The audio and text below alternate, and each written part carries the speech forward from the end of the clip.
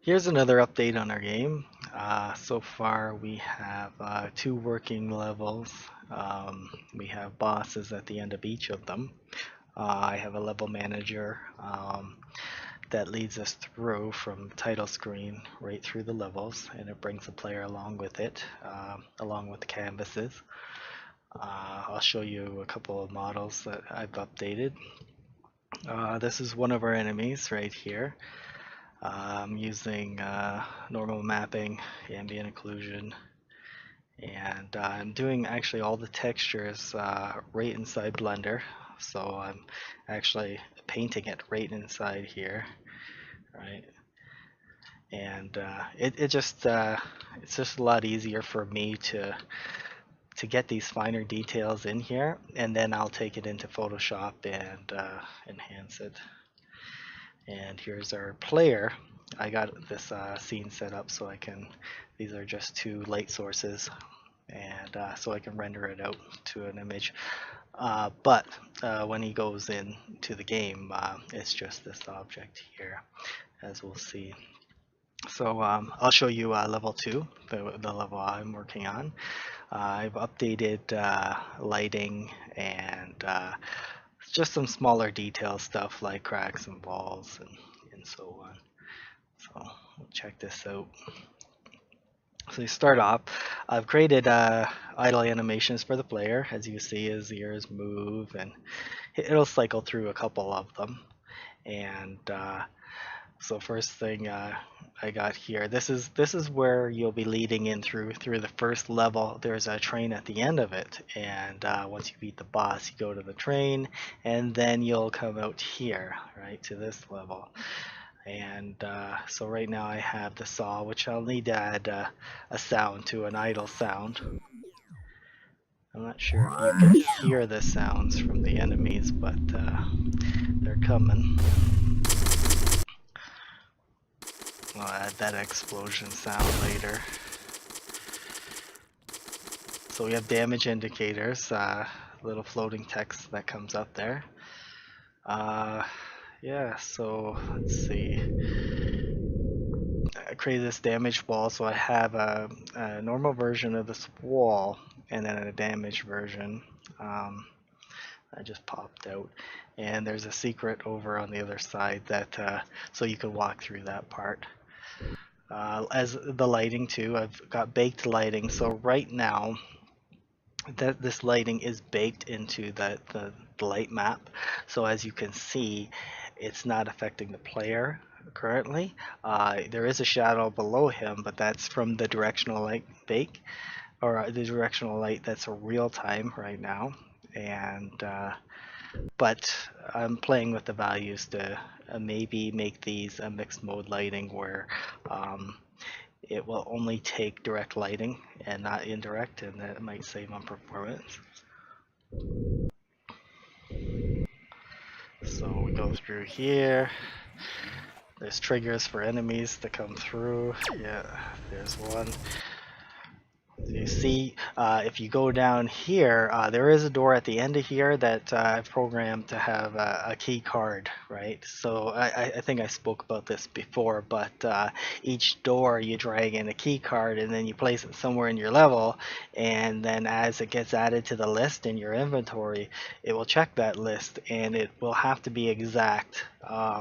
The exact item, so you can rename the keys any name you want, and you have as many as you want, different variations of it, right? There's more robots coming through here, and slowly I'm getting through and animating all these guys and retexturing them. Like this guy I just redid. I added some more detail to him. This guy I need to add like damage detail to because he's pretty pristine. You know, there's nothing really wrong with him, but and getting the fire points aligned, like because you see he's shooting from, he's not fully rotating, stuff like that has to be worked out, but that's all easy stuff. It just has to be done. So here's one of the key cards. So I grab the key card and I have it in my list. So now I can go down to the other end and go through the door. I got a chain gun right here. So pick this up, this chain gun. Let's see. There we go. So now you can aim the chain gun. So you can do use the saw or the chain gun. Each one requires some of your battery though. See up here in the top corner. So you'll see it go really fast when I hold shift because I'm using a speed boost, right? So that drains this battery as well. So I'll go up to the door and it opens. Again, I'm not sure if the sounds are coming through, but check that later. Again, more baked lighting in. Same with here. I baked. Oh yeah, maybe that one is real time because as you see when I went through, he was affected by the lighting. This guy's pretty strong.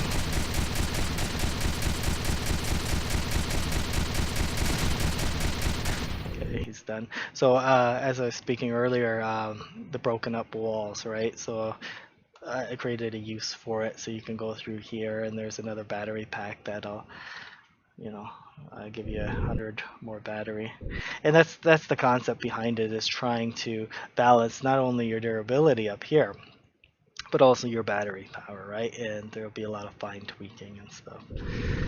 So if you go through here, we have the boss. I created the boss out of the other parts from the other objects I created, or the other enemies I created, right?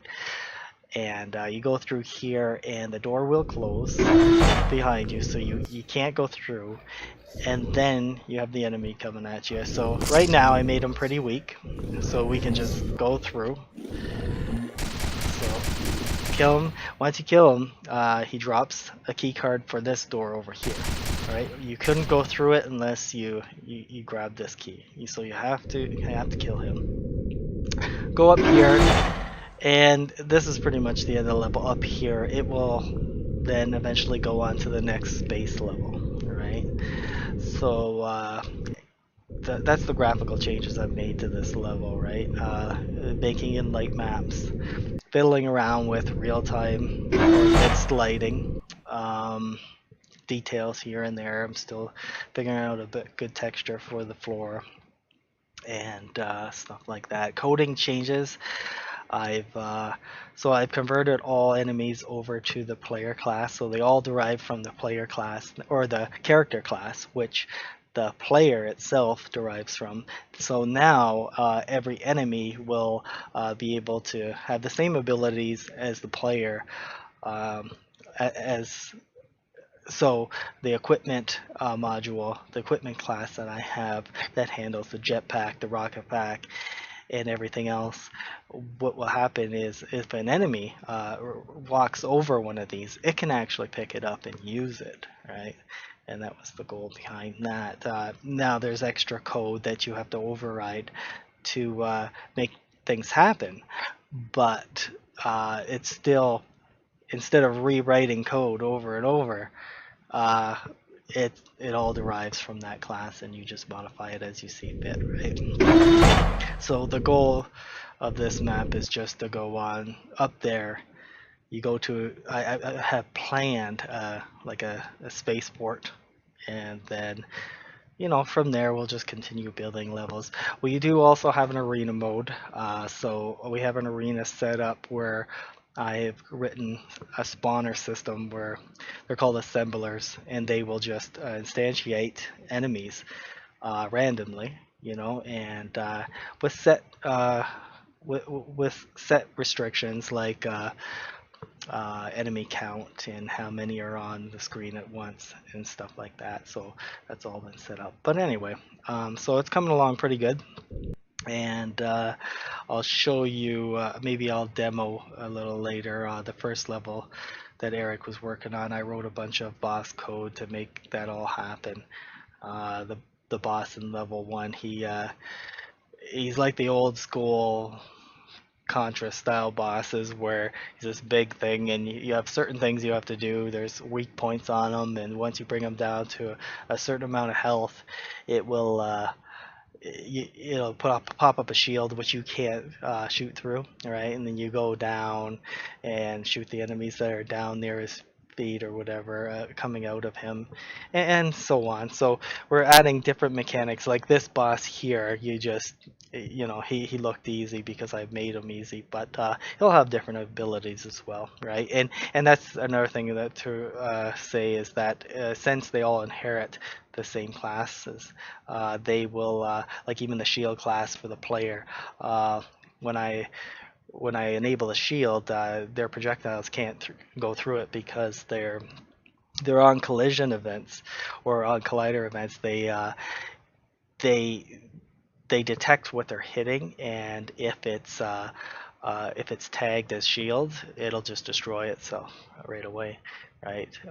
And then other than that, if the on trigger detects that it's a character, so the base class is character for both of them, then it will hit. So the potential is that enemies can hit enemies.